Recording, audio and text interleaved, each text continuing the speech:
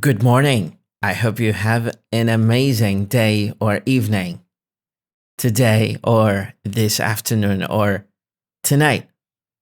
In this episode, we continue the series of episodes of podcast that we discuss in it the concept of pronunciation of English.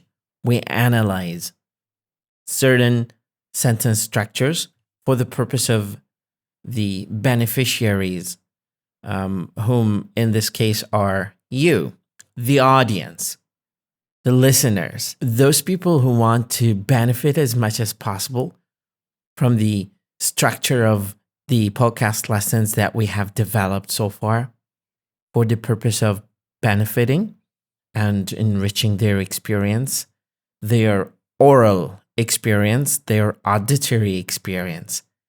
When we say their auditory experience, we mean the experience of listening to certain podcasts in English.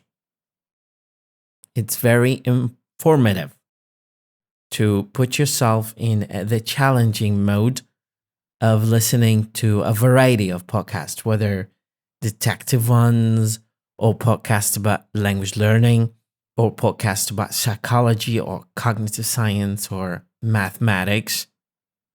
Any kind of podcast fits the purpose you need to listen to, because that is part of your auditory experience. The sonic benefit of listening to podcasts is beyond imagination. It's very important to have that idea in mind. Because once you listen to people talking English, once you try to embrace and become part of the concept of the good listener, your mindset is going to change.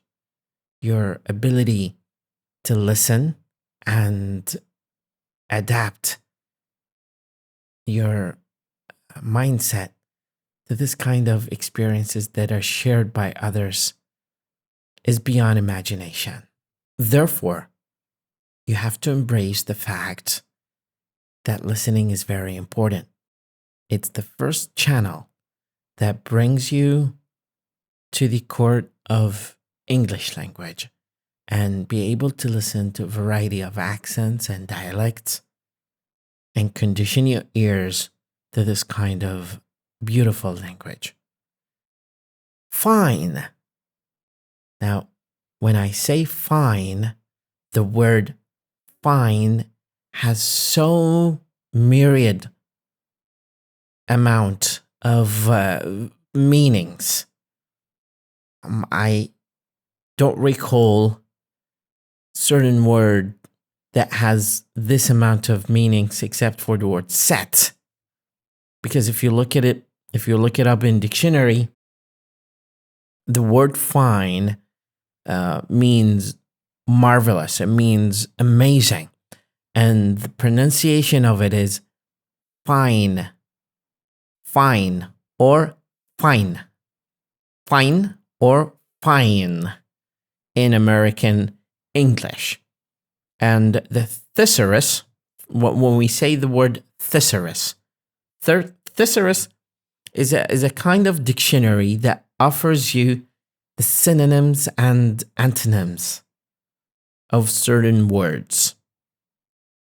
The other synonyms for the word fine are excellent, first class, first rate, great, exceptional, outstanding, admirable, quality, superior, splendid, magnificent, beautiful, exquisite, choice, select, prime, supreme, superb, wonderful, sublime, superlative, very good, of high quality, of a standard second to none, top rate, rare, and top notch, splendiferous, and stellar.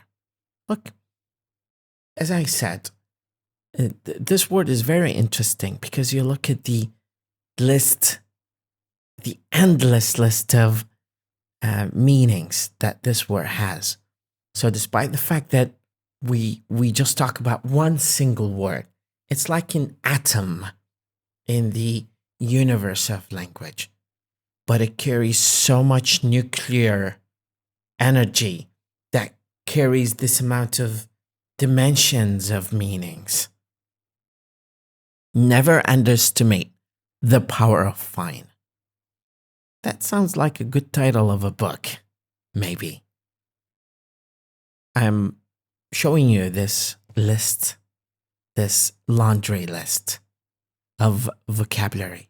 Laundry list is a very common formal expression. It means a long list, especially if you're married and your wife gives you a laundry list of items that you need to go and shop for. So when we talk about the word fine carries so many meanings, but they're tied to the context. We can say stellar, but fine and stellar, they are synonyms to a certain extent. They're not equivalent. When we talk about the linguistic equivalence, we talk about a twin word that carries exactly the same meaning of the other word. And in my own personal experience, I can tell that there's no one single word in English that carries 100% similar meaning to another word that can be replaced to deliver certain meaning. Words in English carry certain kind of inference, certain kind of indication that is not replaceable by other words. Other words can replace this word to indicate, to approximate the meaning, to make you get closer to the intention of the speaker as a listener, but they might not get you 100% right to the same spot of that word. And let's think of it when a translator attempts to translate a certain religious context like Holy Quran or the Bible into another language. There's rhetorical meaning that is carryable by this word in Arabic once it's translated and transferred into another language. It loses the rhetorical weight of it. The gravity of that meaning is lost, no matter how professional the translator is to convey the meaning. Let's think of the word book. When we talk about the word book in Arabic, which is kitab, and the linguistic equivalent to this word is a book in English. Now, in certain contexts, the meaning of the word is interchangeable in Arabic and English. When we talk about the book, where's the book? This is the book. He goes by the book. Context determine the reference of that word. And in every context you speak, the meaning gets altered because of the intention of the speaker. And the intention of the speaker is decisive to indicate that this word means this and this word means that. So it is very important to bear that in mind when we speak something. And I know that I mentioned this before, that the idea is not to just narrate the story and end the podcast. It's far more important than just that. There's linguistic gravity, there are dimensions that we need to be aware of from this kind of back and forth discussion of language.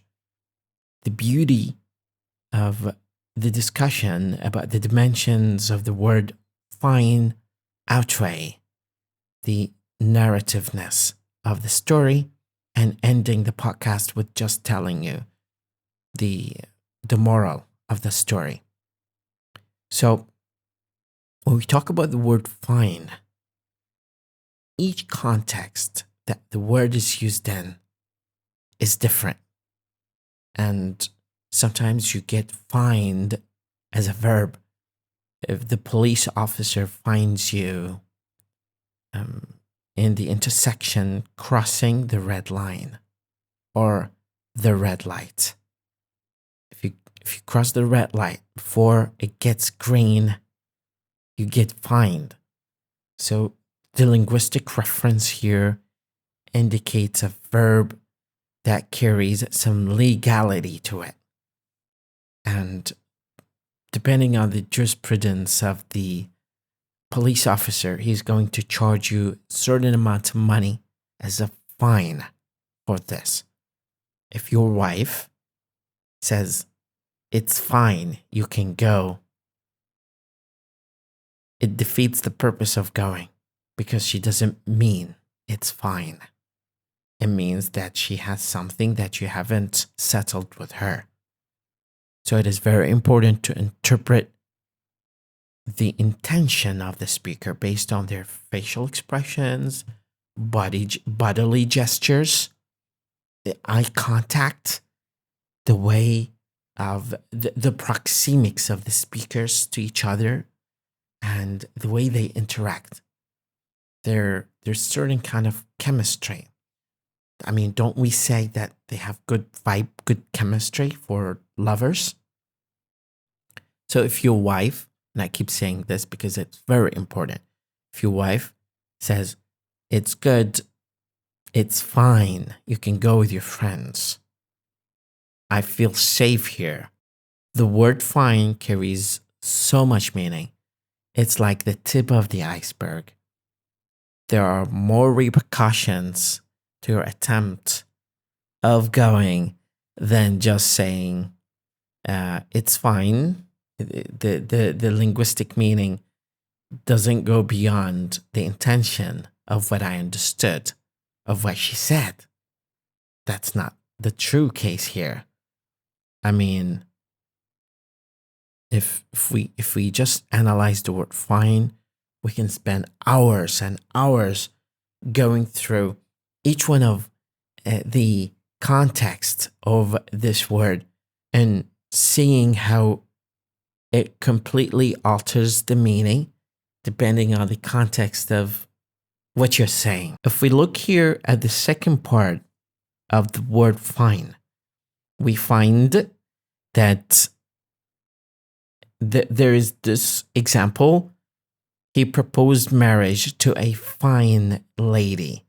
So the word fine carries beauty-oriented indication here. So the word fine means beautiful. So it carries this beautification principle here. And it's completely different from the context of the police officer charging someone because of crossing the red light. So there are alternative antonymous relation between the first context and the second context. When we look here and see that the reference of the word fine is beauty, look at the number of synonyms that we can collect here.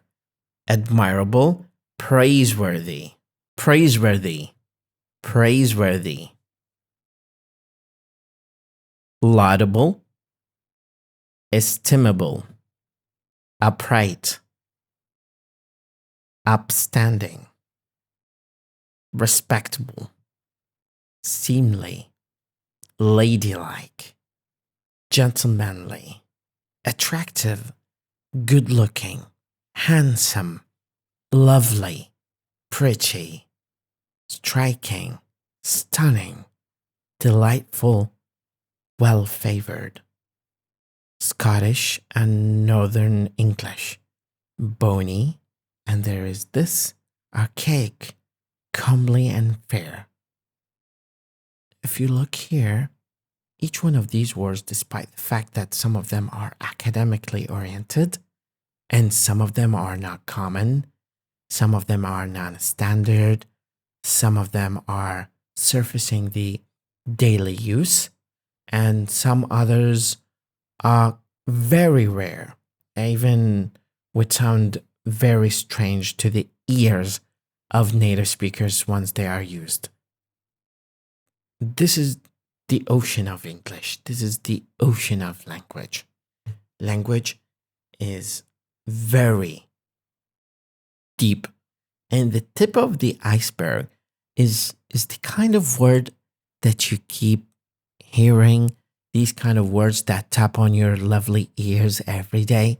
Once you get adjusted and conditioned to a certain amount of time that you spend listening to a podcast, to my podcast, or to any one of the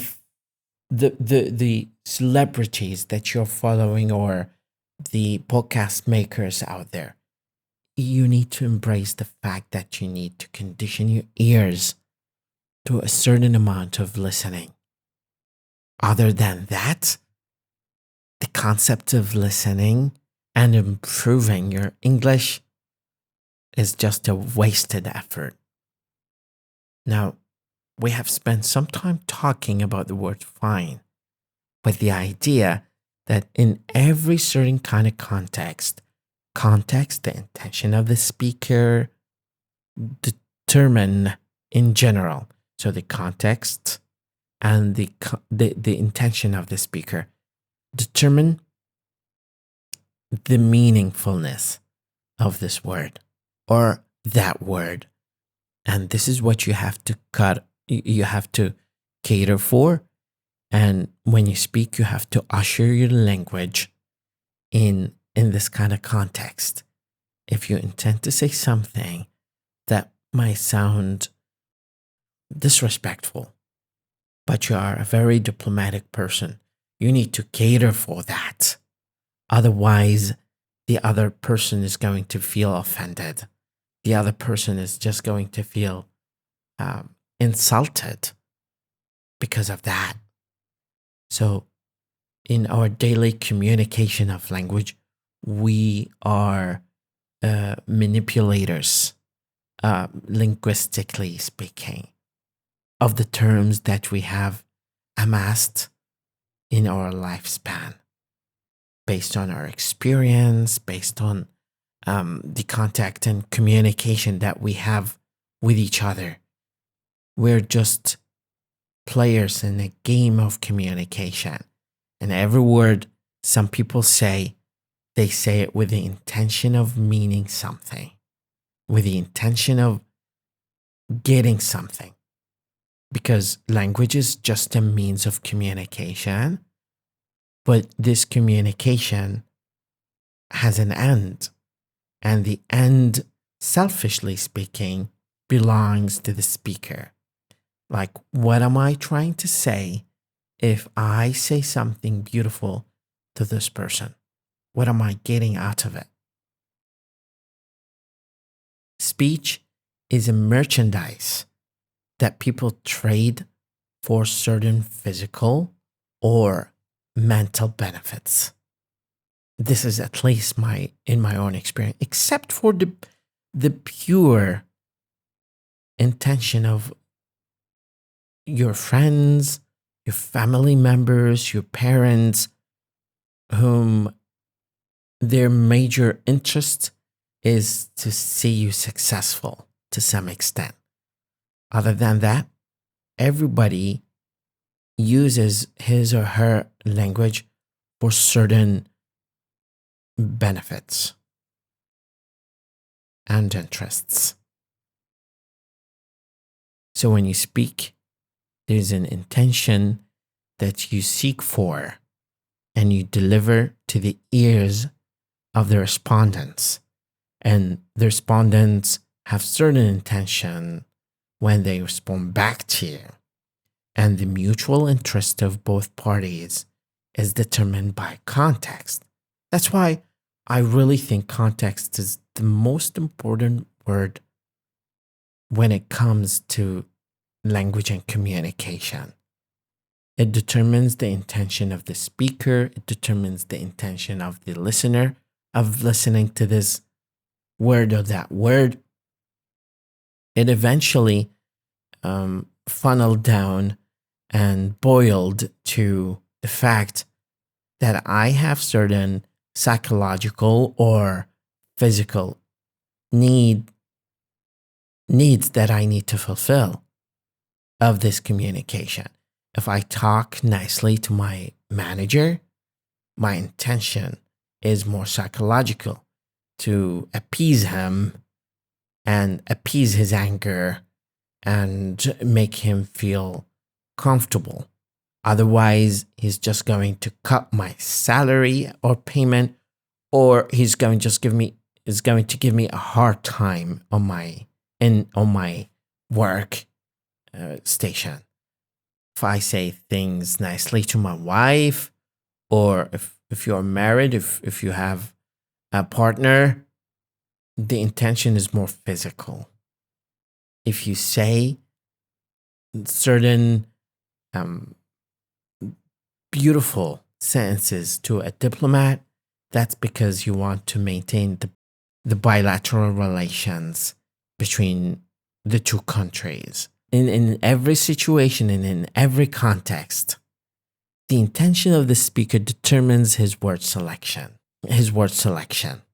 To escape the gravity of miscommunication, most of people start their speech with very nice, and welcoming messages back and forth.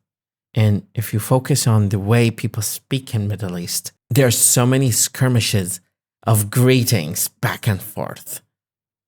And the purpose of that is to develop good foundation of friendliness and showcasing hospitality and escaping from enmity that might be interpreted in this way or another.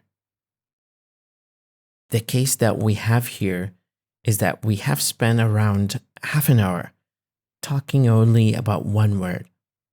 So if we dial deeper, we can say that this word is so complicated that it's very simple. Look at example number 3, because we have talked about example number 2 and 3. The meaning of the word fine here is different. It means all right, acceptable, suitable, good, good enough, agreeable, fair, passable, satisfactory, adequate, reasonable, up to scratch. And look at the beautiful expression here. Up to scratch, up to the mark, up to standard, up to par, average, tolerable, and informal, okay? And tickety-boo. Even though these are very informal expressions, but they are used interchangeably to mean fine. Some people might ask, why do we have this spectrum of vocabulary?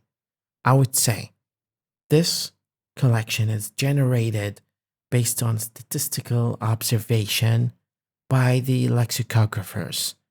Lexicographer is the person who's specialized in designing dictionaries, and they try to find common ground that brings together certain kind of expressions. I guarantee you that none of them is suitable in the context of fine if the intention of the speaker is different. I mean, we cannot replace the word fine with the word tolerable. And if the speaker doesn't want to say that word. It's always the discretion of the speaker and the context of use. These two factors are decisive. They are necessary to determine the replacement of this word and which word we have to choose in this regard. So it's very important to adequately say that there is no one single word in English that can replace the word fine if the intention of the speaker is only to use fine. So if your intention is to use fine, that's it. Use it. It might be cliche word. It might be cheesy, formally speaking. But if this is your intention and if the context is conditioned to use this word without fearing any repercussions, then use it. Nobody is going to judge you negatively on that. I spent half an hour talking about one single word in this podcast, and the reason of which is to introduce you to the multi-dimensional sphere of terms in English and how they can be interpreted differently based on the context and the intention of the speaker in this regard. So please don't blame me if I'm taking so much time in finishing this podcast or this short story. It's not about the story. It's about the depth of the story.